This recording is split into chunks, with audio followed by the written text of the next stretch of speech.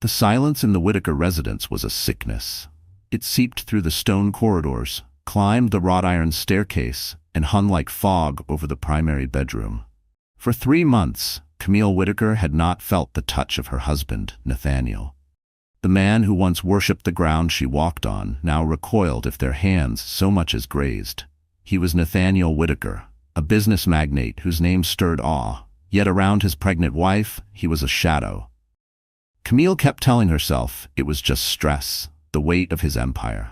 But as the chill between them deepened, a terrifying doubt crept in. What unforgivable thing had she done to make the man who once dreamed of this baby now act like it didn't exist? The truth was darker than anything she could have imagined. The Whitaker name wasn't just synonymous with wealth. It was generational. Nathaniel Whitaker, however, defied the cliché, a privileged man who clawed through life like he'd started with nothing. He transformed his family's modest construction firm into Whitaker International, a global real estate titan that redesigned skylines. He was driven, fearless, and until recently completely enthralled by his wife, Camille. Camille Moretti had once been a rising figure in the art community, a curator gifted with an intuitive eye for groundbreaking work. She and Nathaniel met at a gallery launch, their chemistry instant and electric. He was taken by her passion and genuineness, a breath of realness in a world of calculated alliances. She was drawn to the fragile humanity buried beneath his executive armor. Their wedding was the kind that graced magazine covers, a perfect marriage of business clout and artistic elegance. For 2 years, their life had been an enchanted blur. Then came the pregnancy. The moment she saw the positive test, she thought they'd reached the height of happiness. Nathaniel had been elated, lifting her up, laughter echoing through their grand Manhattan loft. He swore to give her, and their child, the safest, most beautiful life. The shift started subtly, 1 week into the second trimester. A small, almost unnoticed recoil when she reached for his hand under the covers. He mumbled something about work emails. Camille, wrapped in the joy of new motherhood, brushed it off. But a week later, he rearranged his pillows to the very edge of their oversized bed. The space between them widened from inches to silence. He no longer kissed her goodnight. Instead, he offered a flat, "Sleep well, Camille." He never once touched her growing belly. The first time the baby kicked, she called out with delight, pulling his hand to her stomach. He yanked it back like her skin had burned him, his expression unreadable, less anger, more fear. "Nathaniel, what's wrong?" she asked, her voice shaky. "Did you feel that? That was our baby." "I have a call," he said, voice tight, already turning his back and walking away, leaving her alone with the miracle they once celebrated together. The emotional distance had begun to harden into something physical. He started working later hours, often returning home only after she had already gone to bed. Their once cherished morning rituals, breakfasts shared with laughter and quiet conversation, were replaced by a typed schedule from his assistant. The loft, once their refuge, became her polished prison. Her primary company now came from Nathaniel's mother, Eleanor Whitaker. A woman carved from elegance and disapproval, Eleanor had never embraced the marriage. She saw Camille's artistic temperament not as brilliance, but as frivolity. Unsuitable for a Whitaker woman. "Pregnancy can be so exhausting for a man, darling," Eleanor said one afternoon, her tone soaked in false warmth as she watched Camille fumble with a vase of tulips. "Nathaniel is building a legacy. He needs his focus. The chaos of all this emotion can be rather distracting to a man like him." "It's not chaos, Eleanor. It's a baby," Camille replied, her patience wearing thin. "His baby," Eleanor responded with a tight, condescending smile. "Of course, dear. Just don't overburden him with your needs." The loneliness pressed in around her. Camille's friends, overwhelmed by the imposing wealth of the Whitakers and unsettled by Nathaniel's growing coldness, slowly withdrew.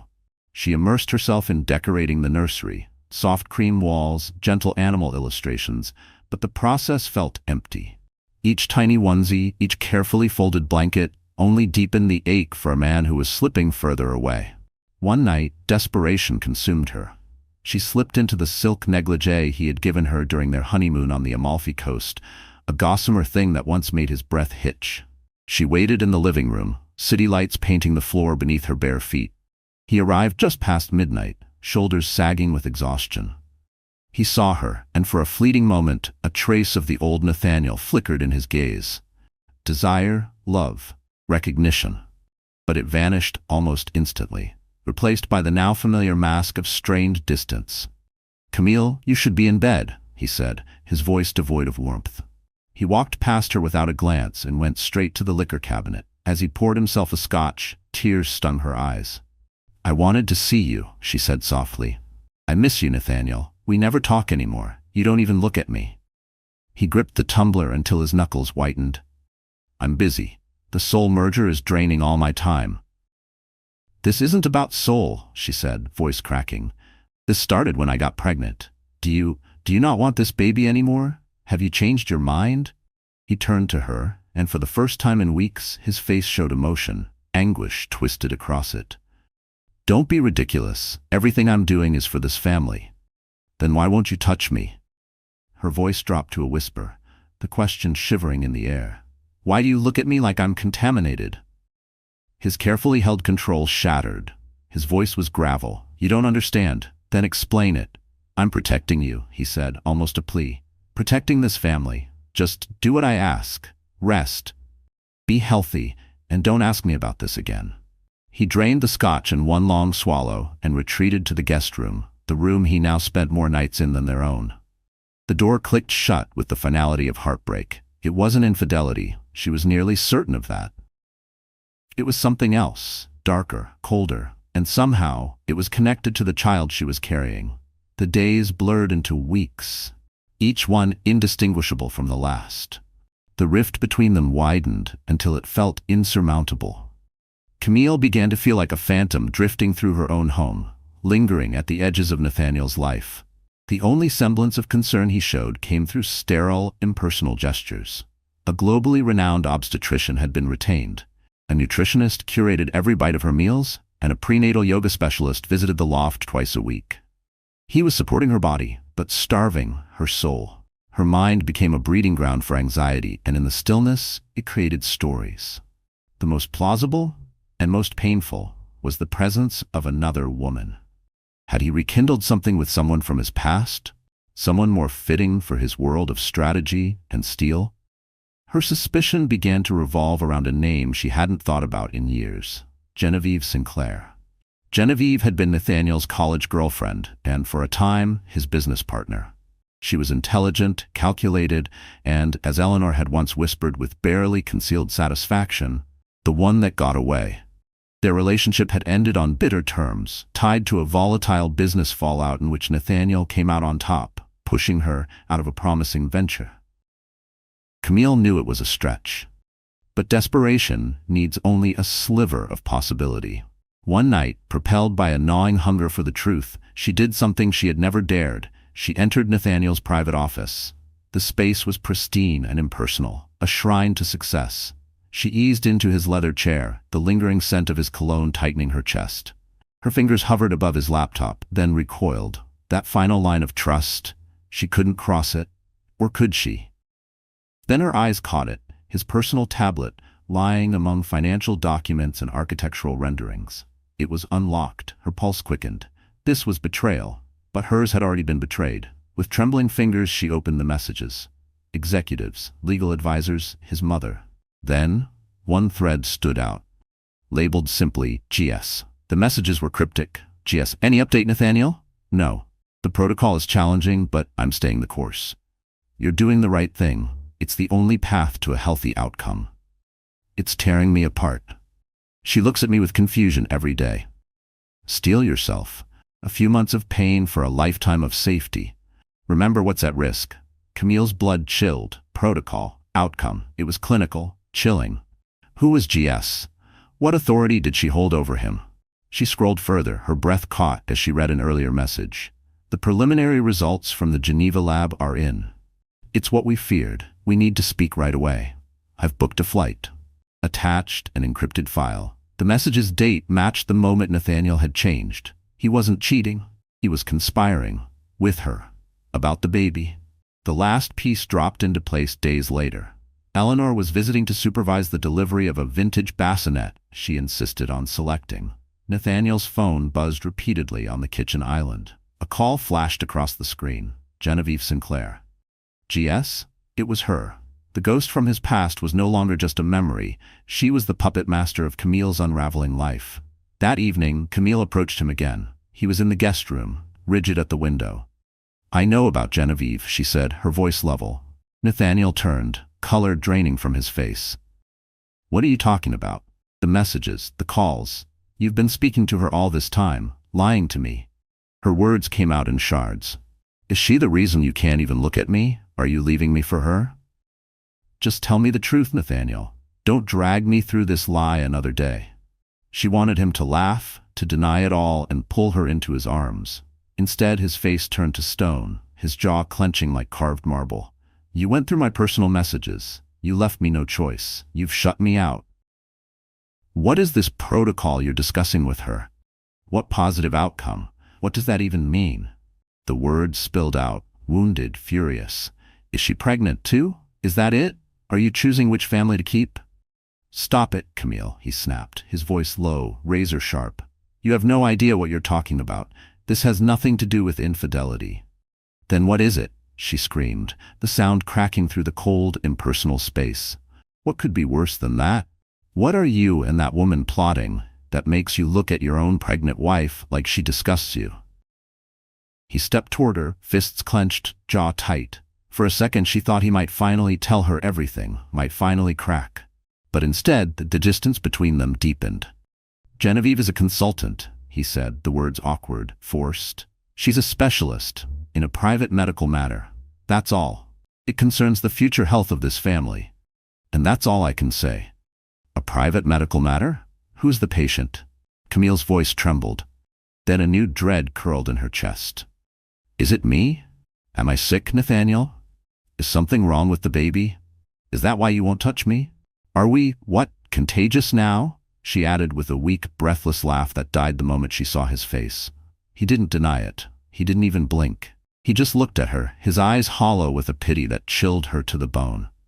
"You have to trust me," he whispered. "This is the hardest thing I've ever had to do, but I'm doing it for you. Please, believe that." But she couldn't. The name Genevieve Sinclair had poisoned everything. Camille now believed there was a darker scheme at play, one that ended with her being cast aside. Nathaniel and his brilliant ex were plotting something. Maybe they planned to take the baby. Maybe they were going to paint her as unstable, use the very fear they'd inflicted on her as proof of unfitness. It was a cruel thought, but in the silence of the Whitaker penthouse, cruel things began to feel plausible. She had to protect herself and her unborn child. To grasp the depth of Nathaniel's silence, one had to understand the lie that bound him. A lie crafted with surgical precision by two women. It had begun weeks earlier, just after Camille's first ultrasound, when Nathaniel received a phone call from his mother, Eleanor. Her voice was uncharacteristically serious. "Nathaniel, we need to speak. It's about Camille. Something's come up, something delicate." They met in Eleanor's pristine Upper East Side apartment. To his shock, Genevieve Sinclair was there. He hadn't seen her in nearly 10 years. She looked different, sharper, colder. Her drive had evolved into something clinical. Nathaniel knew she now held a senior position at an elite Swiss biotech company. "Genevieve has some concerns," Eleanor said, then gestured for her to explain. Genevieve's tone was brisk, professional.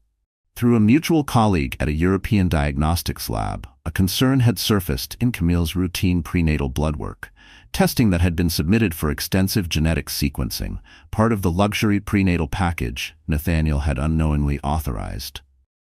"It's a condition we've only recently been able to identify," Genevieve began. "It's called haploreactive gestational syndrome, or HRGS," Genevieve said, her voice calm, clinical. She slid a thick, watermark-laden file across the marble table. The name was a fabrication, a string of intimidating scientific jargon, but to Nathaniel it sounded horrifyingly real. "It's a rare recessive gene mutation, primarily found in niche artistic communities in southern France," Genevieve continued, her words striking with surgical precision, tailored to Camille's French-Italian ancestry. "The gene lies dormant, harmless, but it can be triggered by a specific set of conditions." Nathaniel stared, his brow furrowed. "Conditions?" "Yes, prolonged skin-to-skin contact with the paternal DNA source during gestation." Nathaniel blinked. "You mean me?"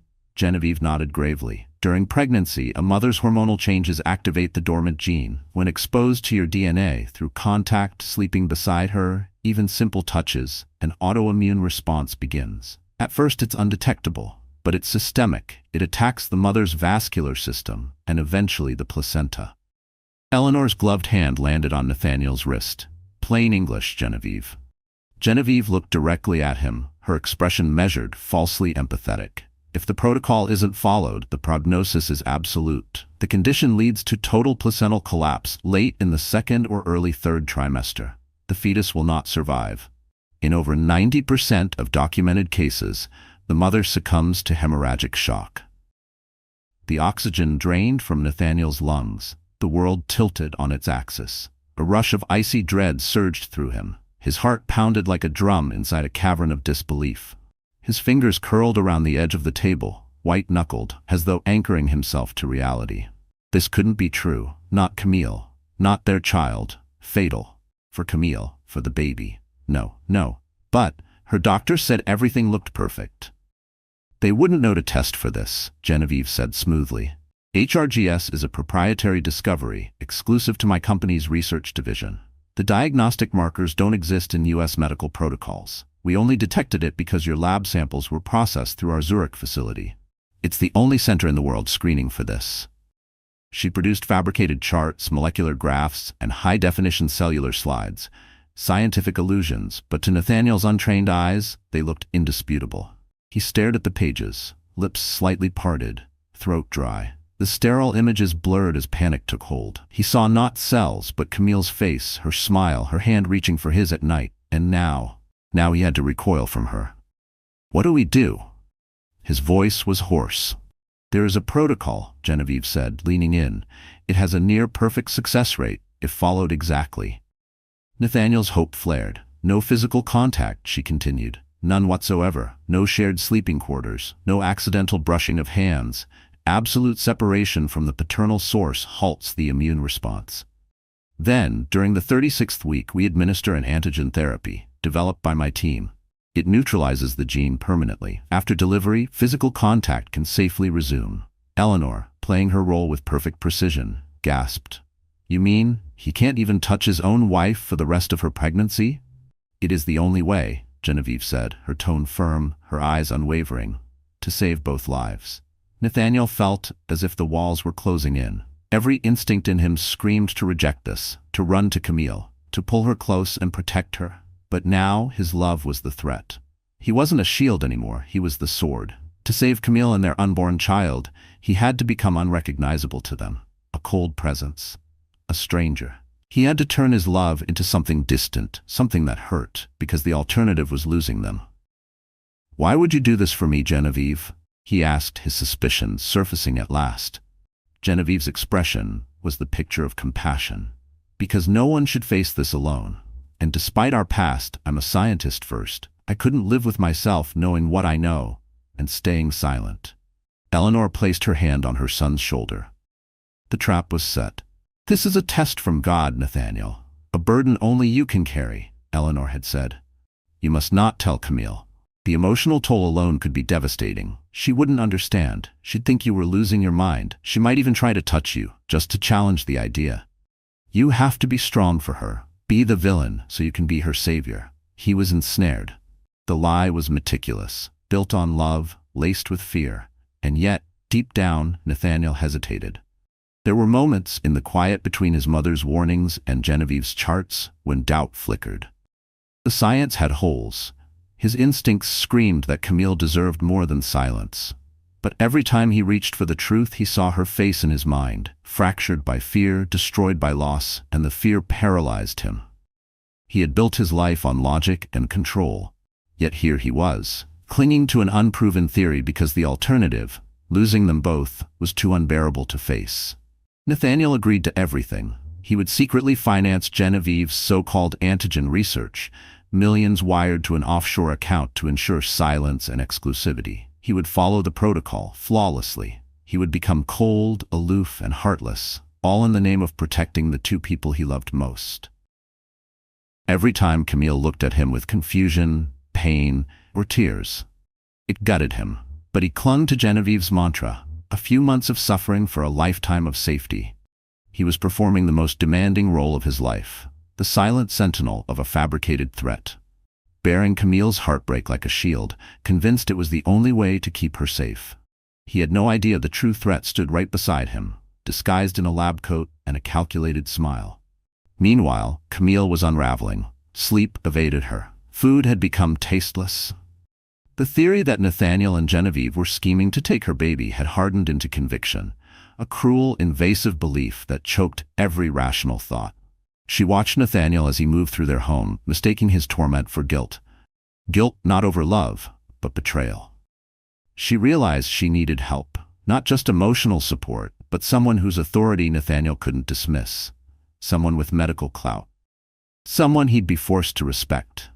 She started researching top perinatal specialists, genetic experts, maternal-fetal medicine leaders across the country. One name kept surfacing: Dr. Anna Sharma, Chief of Maternal-Fetal Medicine at Lenox Hill Hospital in Manhattan. Dr. Sharma was known for her precision in complex, high-risk pregnancies and her no-nonsense approach. Camille called the office herself, her voice unsteady as she explained her situation. The urgency in her tone must have struck a nerve. She was given an appointment for the following week. Now came the hard part, getting Nathaniel to go with her. That evening, she approached him without drama, without tears, just the same ice-cold resolve he had shown her. "I've scheduled an appointment," she said, standing in the doorway of his study. "My assistant handles your appointments, Camille. It's already in the calendar." "Not with my current team," she said. "With Dr. Anna Sharma, Lenox Hill, Tuesday at 10 a.m. We're both going." Nathaniel looked up from his laptop, frowning. "That's not necessary. You already have top care." "The best care isn't helping, is it?" she snapped. "Something's wrong. You said so yourself. This is a private matter." "Well, I'm finished with secrets," she cut in. "We'll sit with a real doctor, and you'll tell her and me exactly what's happening. Either you come with me, or I go alone. And I'll tell her my husband believes I'm diseased and refuses to touch me. Let's see what a doctor of her standing thinks of that." It was a challenge, an ultimatum. She saw the flicker of fear in his eyes, the realization that his carefully constructed deception was at risk of exposure. "Camille, you don't understand the danger." "No," she said firmly. "You don't understand. I'm your wife. This is my body, my baby, and I will know the truth. Tuesday, 10 a.m., be there." She turned and walked away, not waiting for a reply. For the first time in months, power coursed through her veins. The morning of the appointment was heavy with tension. Nathaniel was dressed in a flawless dark suit, his armor for the battle he knew was coming. He looked pale, his fingers twitching as he gripped the steering wheel on the way into the city. He made one final attempt in the car. "Please, Camille, let's not do this. It's not safe." "The safest place for a pregnant woman," she said, staring out the window, "is with a doctor." As they stepped into the sleek, hushed lobby of the maternal-fetal medicine unit at Lenox Hill Hospital, Nathaniel's phone buzzed. A message from Genevieve. "Your mother told me what you're doing. This is a catastrophic mistake. You cannot involve another physician. They are not equipped. You'll compromise the entire protocol. Leave now." His blood froze. Camille was already at the front desk, checking in, calm, focused, unshakable. Every cell in his body screamed to stop her, to turn around, to run. But his feet felt cemented to the floor. The buzz of the hospital lights loud in his ears, drowning out his instinct. He was no longer a husband or a protector. He was an imposter standing on the edge of revelation. He was cornered. On one side, the woman who claimed to hold the cure. On the other, the wife demanding the truth. He slid his phone back into his pocket and followed Camille down the hallway, his pulse racing. Dr. Anna Sharma greeted them with the air of someone who had seen everything and still listened with empathy. She was in her early 50s, with clear, intelligent eyes and the calm demeanor of someone accustomed to high-stakes tension. Camille began to speak, quietly at first, but the words came faster, driven by months of fear. "My husband hasn't touched me in 3 months," she said. "He moved into another bedroom. He says it's to protect me. He says there's a medical reason, but he won't tell me what it is. All my tests are normal. My baby is fine, but he's convinced something's wrong. And I'm scared, doctor, and I feel completely alone."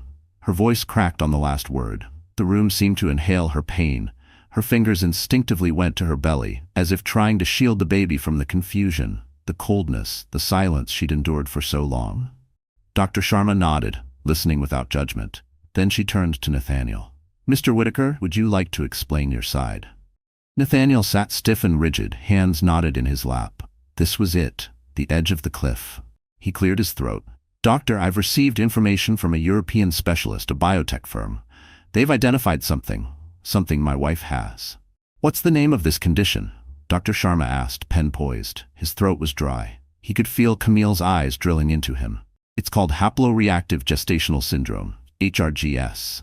Dr. Sharma wrote the name down slowly, then looked up. "I've worked in maternal fetal medicine for 3 decades, Mr. Whitaker. I've presented at global conferences. I've never heard of this condition. Please explain." Nathaniel took a shaky breath and recited Genevieve's script about the dormant gene, the specific ethnic markers, the cytotoxic reaction from paternal contact, the breakdown of the placenta, the grim outcomes. He described the strict isolation protocol. Word for word, he delivered the lie. As he spoke, his voice trembled beneath the weight of each fabricated fact. With every sentence, he could feel Camille inch further away from him. Not physically, but emotionally, spiritually. He was unraveling everything they had built with the very lie he believed would protect it. But Dr. Sharma's expression didn't shift to concern or interest. It shifted to something far clearer, unmistakable, professional disbelief. She wasn't looking at him like a worried wife would look at her partner. She was looking at him like he was delusional, or worse, pathetic. When he finished, the room held its breath. Camille stared at Nathaniel, her expression twisted in disbelief and dread. This was his secret? Some bizarre sci-fi syndrome? Dr. Sharma placed her pen on the clipboard, exhaled slowly, then fixed Nathaniel with a gaze that cut like glass. "Mr. Whitaker," she said, calm but unwavering, "I want to be absolutely clear. What you've just described is not a medically recognized condition. It does not exist." Nathaniel blinked. "No, that's not right. I have documentation, reports, genetic markers." "Reports can be falsified," she said gently. "Let me be more specific. What you're describing is biologically impossible. A mother's immune system is designed to support the presence of paternal DNA in a fetus. That's the essence of pregnancy." She continued, her tone sharpening. "The concept of a cytotoxic response triggered by physical contact with the father? It directly contradicts everything we know about human immunology. It's not just improbable, it's absurd. It sounds like something from bad speculative fiction."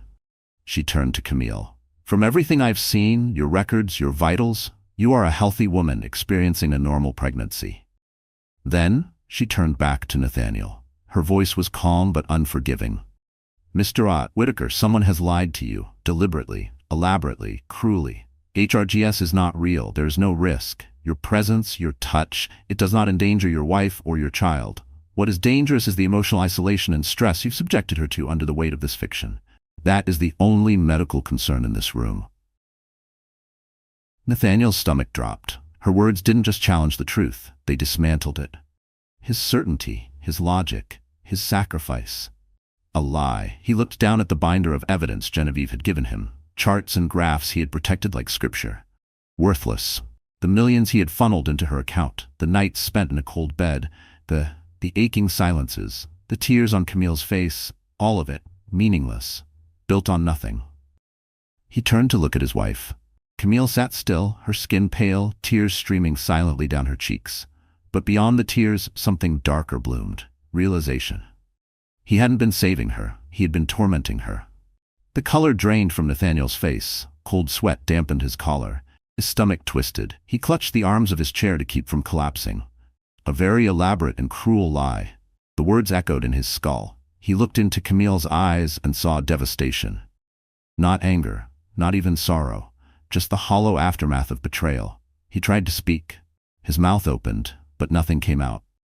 His throat had closed around the weight of his guilt. The drive back from Lenox Hill was silent, but the silence was no longer cold or detached. It was suffocating. A graveyard of truth and devastation. Camille turned her face toward the window and didn't say a word. The city rushed past, a blur Camille barely noticed. The truth was more unthinkable than anything she'd imagined. He hadn't been cheating. He hadn't been trying to take her baby. He had believed, truly believed, that loving her was fatal. Nathaniel drove on autopilot, Dr. Sharma's words repeating in a cruel loop. Falsified. Impossible. A lie. Each syllable pounded into the coffin of his pride. He had built a fortune on perception, reading people, exposing deceit, calculating every risk. Yet here he was, masterfully manipulated by his own mother and the woman he once loved. They hadn't used spreadsheets or market forecasts. They had turned his greatest strength, his devotion, into a weapon against him. He glanced over at Camille. Her tears had dried, but her face was drawn, blank, crushed by a sorrow deeper than rage. He had done this. His silence, his mistrust, his choice to believe an ex and a bitter parent instead of his own wife. "Cammy," he began, voice trembling. The nickname, once sweet, now felt foreign. I'm so sorry." She didn't look at him. "Sorry for what, Nathaniel?" she asked, her voice hollow. "For thinking I was some kind of biological threat? For months of gaslighting? Or just for getting caught?" "For all of it," he whispered, his own eyes filled. "I thought I was protecting you. I swear I believed it. I was terrified of losing you." "You were losing me," she snapped, turning to face him. Her eyes burned. "Every day, with every cold glance, every empty bed, you didn't talk to me. We could have faced it together. But you didn't trust me. You trusted her. Genevieve. A woman who despises me. A woman you fired, and you chose her over your own wife." He had no rebuttal. Nothing that wouldn't make it worse. When they returned to the penthouse, the air inside seemed charged, electric, like a storm waiting to break. Eleanor Whitaker was waiting in the living room, her posture proud, her smile brittle with satisfaction. "Nathaniel, thank God. I assume you came to your senses and left that hospital," she said lightly. Nathaniel walked right past her, jaw tight. "The appointment," he said coldly, "was very informative." Eleanor's smile faltered as she caught sight of Camille's tear-streaked face and the storm brewing in her son's eyes. "What happened?" she asked, unease creeping into her voice. "The truth," Camille said, steady now. "The truth about your vile, pathological lie." At that moment, the elevator chimed. The doors slid open to reveal Genevieve Sinclair, flawless and self-assured, briefcase in hand. "Nathaniel," she began, her tone chiding, "you have no idea what kind of damage today could have caused. I came as fast as I—" She stopped. The looks on their faces told her everything. Game over. Nathaniel turned to the two women who had orchestrated his downfall. The pain in his eyes was giving way to something colder. Rage. Focused. Lethal. The kind of rage he reserved for boardroom betrayal. "Haplo-reactive gestational syndrome," he said, each syllable thick with disgust. "Did you enjoy inventing it? Did you laugh while crafting the most elaborate way to break me?" Eleanor straightened. "We did what needed to be done. That girl is not fit to be a Whitaker. Her lineage is unremarkable. I was protecting our legacy." Nathaniel's voice cracked as he roared. "My legacy is in this room." He pointed toward Camille. "She is my wife. And that child, our child, is the future you tried to obliterate with this insanity." Then he turned his wrath on Genevieve, who stood frozen. "And you," he hissed. "How much did I give you? 2 million? 3? For that garbage you called research?" Genevieve, realizing the charade was over, let her expression shift, from calm deceit to cold contempt. "You deserved it, Nathaniel," Genevieve said, voice sharp with long-held resentment. "You built Whitaker International off my strategies, off the company you stole from me. Then you cast me aside. I wanted you to feel just a sliver of the helplessness I did. And your mother?" She didn't hesitate. Camille finally spoke, her voice trembling but firm. "You didn't just hurt him. You used me, my pregnancy, my child, as a pawn in your disgusting little revenge plot. You're monsters, both of you." Eleanor scoffed. "Oh, don't be so dramatic, dear. It was necessary, for everyone's good." That was the breaking point. Nathaniel stepped forward, face inches from his mother's.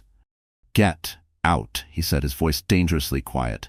"Get out of my home and out of my life. You are no longer my mother. You're nothing to me now. And if you ever try to reach me or Camille again, I swear to you, I will use every bit of power I have to destroy you." He turned to Genevieve. "And you? Expect to hear from my legal team. Fraud. Manipulation. I'll bury your name so deep in litigation, no firm will touch you. No lab will hire you. You'll wish you'd never heard the word Whitaker. Now get out." Eleanor looked genuinely stunned. Genevieve, pragmatic as ever, didn't argue. She turned silently and walked to the elevator. Eleanor lingered. "Nathaniel, you can't mean this. Try me," he snarled. Defeated, Eleanor followed Genevieve. The elevator doors closed. Gone. And with their departure came a different kind of silence. Not oppressive, not paranoid. Clean. The poison had been expelled, but the wounds remained. Nathaniel turned to Camille. His face fell, the fury gone, replaced by unbearable remorse. His voice cracked, small. "Camille, I know sorry means nothing now. I don't even know what could. But I'll spend the rest of my life trying to make this right, trying to earn back what I threw away." He took a slow step forward, hand extended. Not to touch her, but to offer himself as he truly was. For months, a lie had forbidden him from reaching her. Now the truth made it harder still. Camille looked at the man she had loved, the man who had wounded her more deeply than anyone. She saw the regret carved into every line of his face. The future was a question mark, but for the first time in a long time, it was theirs to answer. Deliberately, she took his hand. His skin was warm, real. There was no pain, no poison, just contact, and maybe, just maybe, a beginning. The confrontation had detonated the illusions they'd lived in. The silence that followed was not void, but dense with aftermath. Eleanor and Genevieve were gone. Their shadows lingered, but the control they had wielded was broken. Nathaniel and Camille stood in the center of their home, not separated by space, but by consequences. The lie had been vanquished, and now they had to face the far more complicated truth. Nathaniel was a man unmoored. Everything he thought defined him, judgment, protection, foresight, had crumbled. And as he looked at Camille, truly looked at her for the first time without Genevieve's lie in his mind, he saw it. The damage, all of it. The exhaustion in her gaze, the way she cradled her belly, instinctively protective, the slight, involuntary tremble in her fingers, all of it, his fault. A wave of nausea-inducing shame crashed over Nathaniel. He had promised to protect her, to shield her from the world, but he had been the one who pierced her heart. "Cammy," he whispered the name, hoarse, cracked. She flinched. It was subtle, barely noticeable, but it gutted him deeper than any scream could have. "Don't," she said softly, "fragile. I can't. Not right now." She turned and walked toward the master bedroom, every step slow, heavy with exhaustion. The door clicked shut behind her, not loudly but with finality. Judgment rendered. Nathaniel stood frozen in the hallway long after the door closed. Her retreat echoed louder than any slammed door. It was the sound of a woman reaching the edge of what she could endure. The next few days were an education in how to coexist like strangers. He heard her footsteps. The quiet rustle of movement in the home they once filled with laughter. Every sound reminded him of what he'd broken. He canceled his schedule, stunned his executive team by announcing an indefinite leave. He couldn't lead a global enterprise when he couldn't navigate the wreckage of his own marriage. He moved his things back into their room, but he didn't dare claim the bed. Not yet. Not with the gulf still between them. Instead, he took to sleeping on the chaise lounge in the corner. The one they'd picked out together, in lighter times. The nights were long, each one longer than the last. He barely slept. Guilt was a relentless companion, whispering doubts, replaying memories. He remembered the first time Camille had taken his hand, the way she'd trusted him with her whole heart. And now? Even her silence felt like rejection. He didn't blame her. He wouldn't forgive himself either. He would lie there for hours in the dark, listening to her breathing, watching the gentle rise and fall of her chest, a penitent sentry at the edge of the life they once shared. Sometimes, in those sleepless hours, he whispered apologies into the silence, not expecting forgiveness, only needing her to know he regretted every second of their distance. He knew grand apologies would be meaningless. What good was a lavish gift to someone whose trust he had demolished? He had to earn his way back. Slowly, quietly, he went into their gourmet kitchen, where he had rarely set foot, and decided to cook for her. He found her grandmother's worn cookbook and attempted a simple pomodoro pasta. It was a disaster. The sauce burned, the pasta clumped together, flour dusted the countertops, and his $1,000 shirt was splattered with tomato. The titan of commerce defeated by a tomato. Camille entered, drawn by the smell of scorched garlic. She stopped at the doorway. She took in the mess, then looked at him. For the first time in days, something stirred in her eyes. Not forgiveness. Not even warmth. But it was a fissure, a crack in the stone of her grief. She remembered, maybe just for a moment, the man who once made her laugh by treating household chores like a corporate merger. Nathaniel said nothing. He just started cleaning. He scrubbed every pot, wiped every surface, and when the kitchen was spotless again, he quietly ordered from her favorite little trattoria around the corner. They ate in near silence. But something had shifted. Something subtle. His ruined attempt at a meal said more than any speech could have. It was vulnerability, humility, humanity. And though she said nothing, Camille finished her plate. It was the first full meal she'd eaten with him in weeks. That, too, meant something. A week later, things began to change. He had spent those days not just apologizing, but learning, trying to understand what he had broken and what it might take to make it whole again. It wasn't just her peace of mind that had been shattered. It was her identity. She had once been Camille Rossi, the curator, the tastemaker. Then she became Camille Whitaker, the millionaire's wife. Somewhere along the way, Nathaniel's world had swallowed hers whole, and in doing so, he'd unintentionally erased her. He found her in the nursery, gently humming to their unborn child. She looked peaceful, but there was an edge of melancholy in her voice. He stood quietly in the doorway, holding a worn leather portfolio. "Camille?" he said gently. "Can I talk to you for a moment?" She nodded, one hand resting on her belly. He stepped forward and handed her the portfolio. "I know I can't fix what I did. Not with words, not with money, but I've been thinking about what you've lost. What we both lost. And it didn't start with Genevieve, it started before that." Her fingers trembled as she opened it. Inside, no luxury deed, no grand gesture, but something far more personal. A business proposal. A fully planned gallery. And the keys to a property, an open, sunlit storefront in Soho with exposed brick and soaring ceilings. The kind of space she used to dream about. He had already funded it with a 5-year endowment. No pressure, no strings, just hers. "It's yours," he said softly. "Not as a gift, but to give you back to yourself. Do with it whatever you want. Run it, sell it, leave it empty. It's your world again." Tears formed in her eyes. This was an apology in her language. Not flashy, not performative, thoughtful. He saw her again. Not just the wife or the mother-to-be, but the woman who loved beauty, who lived for art. He wasn't just trying to repair their marriage. He was trying to restore her spirit. She looked from the portfolio to his face and saw not the cold man of the last few months, but the one she had once loved deeply. The one who wanted to make things right. "Thank you, Nathaniel," she whispered. It was the first warm thing she had said in what felt like forever. The real shift came that weekend. She sat on the sofa sketching gallery concepts. He pretended to read across the room, a fragile peace between them. Suddenly the baby kicked, so hard she gasped. "Whoa," she breathed. "Soccer player." Nathaniel's head snapped up. His eyes were wide, full of something desperate, something hopeful. She watched his expression change, and something primal, something instinctive, made her speak. "Would you like to feel?" He was beside her in seconds, almost stumbling. He knelt, trembling slightly, hesitated. Then slowly he placed his hand on her belly. The air felt electric. For a long moment, nothing. Then a firm thump. The baby, his child.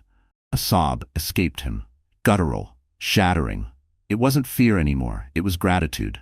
He bowed his head to her stomach and wept, the first honest tears he had allowed himself in months. And Camille, without thinking, reached down and ran her fingers through his hair. It wasn't calculated forgiveness. It was instinct, compassion. She saw the man beneath the armor.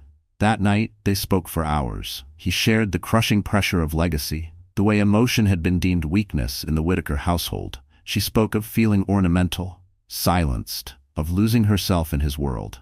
Together they examined the wreckage and began, piece by piece, to rebuild. Weeks later, when Camille went into labor, Nathaniel wasn't a passive witness. He was there, fully. He held her through contractions, advocated for her, drew strength from her. And when their son Leo entered the world, the nurse instinctively moved toward Camille with the swaddled newborn. But Nathaniel stopped her. "May I?" he asked. The nurse nodded. He took his son, just 7 pounds, impossibly perfect, and looked into his eyes. In that moment, his universe shifted. He carried Leo to Camille, placed him gently into her arms, and together they shared their first embrace as a family. He kissed her, then kissed his son. They were whole, they were safe, and they had survived. The Whitaker legacy wouldn't be found in glass towers or bank accounts, but in love, tested by fire and made stronger. This was a reminder. The most destructive lies are the ones we choose to believe out of fear. And the most powerful act of all is choosing to trust. So here we are, my wonderful friends. If you're still with me now, it means something in this journey touched your heart. Maybe it was the quiet ache of betrayal, the weight of regret, or the fragile grace of forgiveness. Whatever it was, I want to acknowledge it with you. It's a mirror, a reflection of how easily fear can mask itself as love, and how silence, when wrapped in the illusion of protection, can become the most damaging lie of all. As Marcus Aurelius once wrote, "The impediment to action advances action. What stands in the way becomes the way." Nathaniel's fear stood in his way, and in breaking through it, he finally found the path, not to power, but to presence. We are all, at some point, deceived by the voices outside us or the doubts within. But healing begins the moment we stop hiding behind pride, behind protection, behind pain, and choose to show up, fully, flawed, human. Let this be a reminder. Vulnerability isn't weakness. It's courage dressed in truth. So if this story moved you, if it sparked even the smallest shift in your heart, don't keep it to yourself. Share it. Like this video, subscribe to our channel, and help us keep telling stories that matter, that heal, that remind us we're not alone. Because sometimes all it takes to change everything is one honest touch.